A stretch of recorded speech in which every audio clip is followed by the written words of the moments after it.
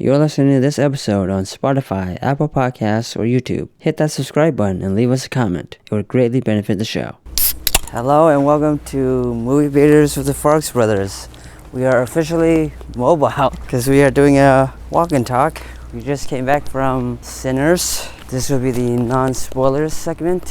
What did you think of the film? You're asking me what I thought of it? We're not a review show, we're a bait show. Alright, that's right. I don't know how I feel about it. I want to see it again. Our friends in a group chat just asked us what we thought of it, and I didn't have a good answer. Or I didn't even say yet that I want to see it again. Well, why didn't you tell them that? I know this whole contraption feels kind of weird. I'm sorry. We're doing this. What? I feel like Data from the Goonies. That goes along with, one of our episodes that's either out by the time people are listening to this or is coming out. Oh, we're going to have to be careful up here because it gets wet. And getting my shoes wet would be the true sin. Yeah. I kind of had a depressed feeling about it. You? About the movie? Yeah, it made me depressed. I mean, yeah, because we're kind of like creatives, and the kid in the movie, he's trying to, pursue his dreams, but everybody's telling him practically not to, and the magic kind of fades away. That it will lead to evil? Yeah. Yes. That's sad. I do feel good about Mr. Coogler getting a original movie out there, versus another piece of IP or a reality-based thing. Yeah, but do you think you'll make enough money? People don't like original stuff. They usually, as much as they say they want original stuff, doesn't make a lot of money. The town today set the line at 47 for the weekend. I would estimate it does above 55. Oh, $47 million? Yeah, for the weekend. Oh, okay. See, now we can really decide how you want to screw with this, because if you put this out on Sunday, I either look genius or stupid if you put this out in a week. I truly don't care. The important thing is that the audience knows that I'm Kyle. Welcome to Movie Baiters with the Farx brothers. We're Upper Midwest. What? I never said my name. You said your name. Right. Yeah. It's because it's new. Brothers. It's not too bad. Would you kill me if I were a vampire? Speaking of brother, well, we don't want to spoil the movie. We're in non-spoiler section. But you can tell from the trailer that multiple people, become vampires. So. Yeah, which I thought they gave away too much in trailers. The second trailer? Yeah. Yeah. I didn't even know he was... If you've seen the trailer, it's not a spoiler, right? That Michael B. Jordan plays two characters, himself and his twin. I'm not even sure that's clear in the first trailer. Didn't you say that? But they show it in the second one. Oh, yes. That's a good point, is that you can't tell from the first trailer that it is a twins thing. So points of bait, because Upper Midwest filmmaker debate show. Thought it was interesting that he thanked Christopher Nolan, but not Jordan Peele. Not being a spoiler, but this movie exists because Warner Brothers needs something like what Universal has. So they're hoping Ryan will do some big originals for them. I'm just curious what his relationship with Jordan Peele is like. Obviously, they both make horror-ish movies about race. Why did he thank Christopher Nolan? Does he have more of a connection? Christopher Nolan was probably at Warner Brothers he's made deals with Warner Brothers. He famously got upset with them and left for Universal with Oppenheimer. I thought it was interesting. He's got his wife producing his movies, and it looks like was the score guy Ludwig Göransson, I think is his name, right? Do you know how to say it? No. He's won an Oscar. Ludwig Göransson. Yeah, I think he won the Oscar for Black Panther. The score for Black Panther in 2019. Oh, well, Ryan Coogler is killing it for sure. Like a vampire. The music was good. I am not sure I enjoyed it. Like, I appreciated it, but I'm not sure I enjoyed it, basically because, Was it a story that you didn't like? No, I like the story, and it just depresses me. Like, I walked out of Nosferatu kind of, wow, that was really impressive, but I don't care for that. That's why it feels so sinful to be walking at night, like, oh, we're tempting Satan and his demons by doing such a thing. And because you agreed to get steps, because you're not behind, but I'm behind on my step count. But now we know we can do walking podcasts in the night. Yeah, I just gotta strap this thing onto my waist and it works. I was pleased with the way you did that. Yeah. It was funny to watch. Well, yeah, and you use tape. And okay, so topics of debate around. I'm not sure. Is there specifically a racial message one should take from this? Like, obviously, fuck Klans people and shooting them is funny, or not funny, but like it seemed to get a positive response from the movie. Like, takes place in the 1930s. I guess we'll save for spoiler how much Native Americans play into the movie, but they call out the Choctaw, their musical form, at the beginning of the movie. Like, I'm very into the craft of this movie. I'm just not sure I was moved in the same way I've been moved by Mickey 17. Even Black Bag, I see myself enjoying more. Like, I'm impressed by this movie, but it's like, But this had a lot more plot than Black Bag. I felt like Black Bag was small potatoes. This is a spy movie versus a vampire movie. I think I'm more partial to a spy movie than a vampire movie. A spy vampire movie. Wouldn't that be great? There has to be some version of a spy vampire movie. Damn it, that's genius, Kirk. Can't release this now.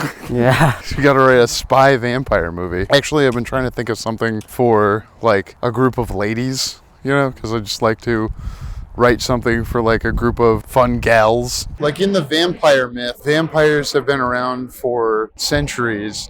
So like, do they keep humans at a certain stock level because they make innovations like planes and stuff? Like, what is Dracula the first example of this thing that was based on Vlad the Impaler? Well, I mean, I guess it depends on what rules for the vampires you have, because don't they always require blood? They talk about how blood is, all the money is connected to blood. That was clearly a capitalist. Like, hey man, you use capitalism to get this far, and capitalism is what is going to make it possible for a movie like this to be made and then hopefully do well, and then more movies like this are made where they're original, they're crafted at such a high level for adults, fun but also deep. But I was talking more about the mythos of a vampire, because don't they always need blood or steady supply of blood to survive or live? Oh, sure. So that's why they don't eat all the humans. Yeah, so kind of leave some alive so you could drink it later. Blade Trinity, they're like going to turn, Blade Trinity and the Strain, they both have these like plans to have them like basically create farms. I had the unrated version on disc at one point, which had some extra scenes. Not anymore? Did you throw it out? I probably do have it. Parker Posey is in it, and she was in White Lotus season 3. She's coming up a lot. I know. I like to Surprising. when someone's got a heater, Piper, no, you just gotta let them have it. So here's something I think you'll be all negative on because you're a little commie, is take that. The idea that capitalism, they're saying like the money's connected to blood, the money's bad, and do vampire movies come back more like I think of like Reagan, the 80s.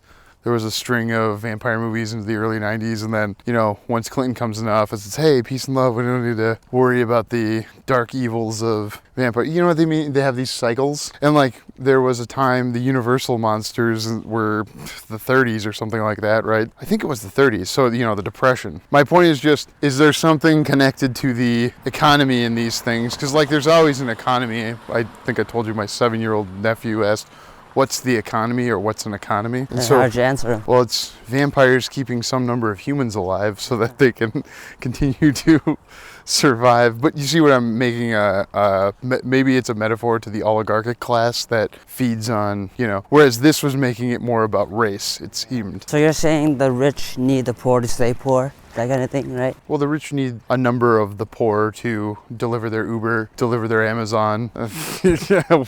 What else? Clean their gutters. Clean their mansions, maybe wipe their butt. They went, there was a guy who tried to arson the governor of Pennsylvania. Someone made the point that it wasn't just his family that could have been killed. It was Niall Stanish.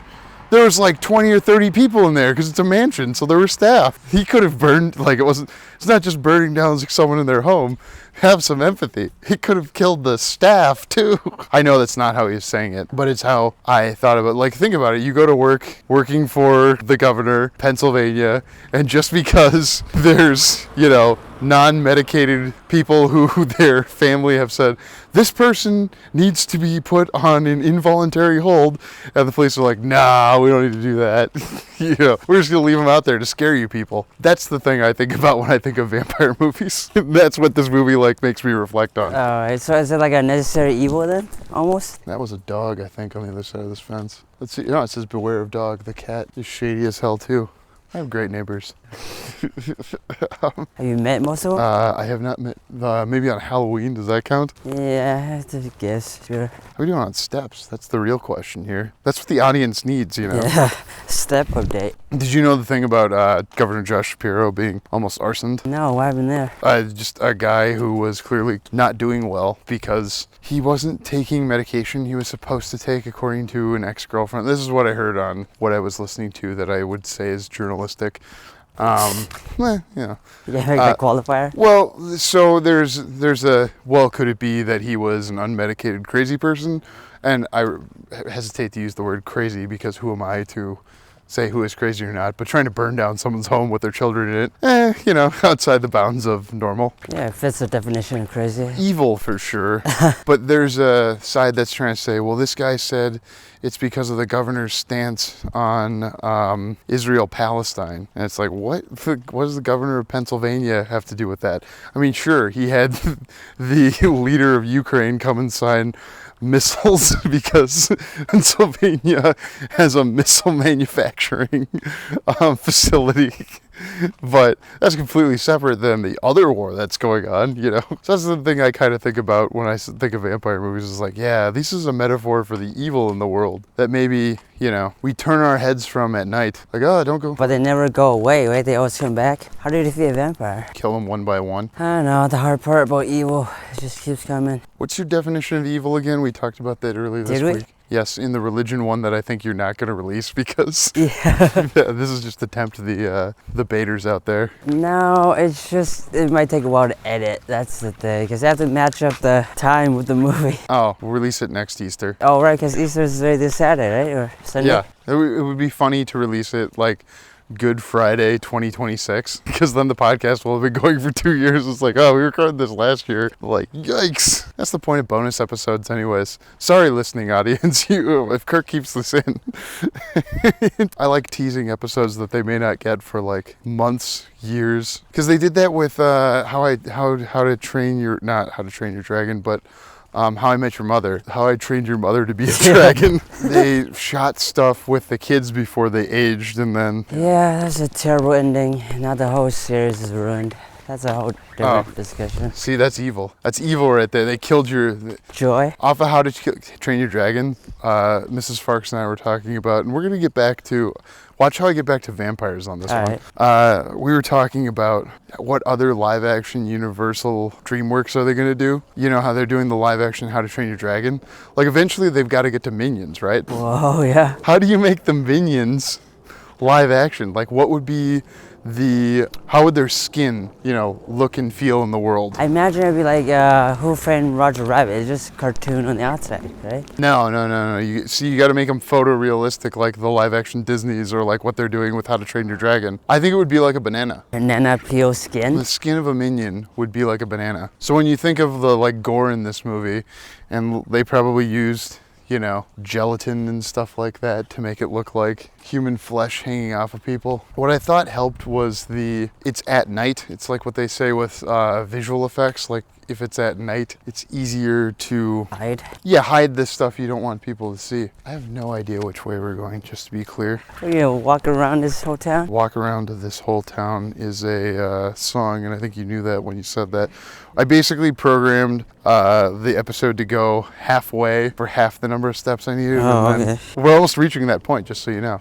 What non-spoiler things do you want to say about this movie? I think it's great. I think people should go see it. We're not a review show. We're a bait show.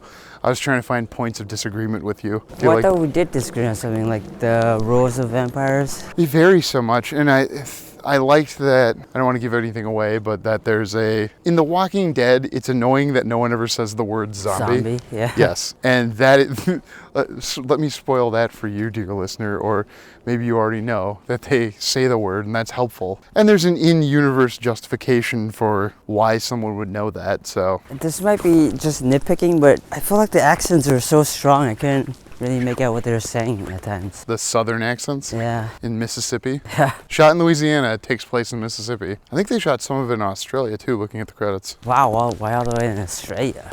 Some of the outdoor stuff and tax credits is why. Do we have a clear conclusion for what we're going to end this one on? Yeah, we didn't have much to debate in terms of non-spoilers, so I'm assuming we're gonna have a lot more to say in the spoilers segment. So, Man, I tried to talk about race, economics, I didn't get anywhere. What? Sorry, I'm just kidding. Wow. History a little bit. They were bunnies.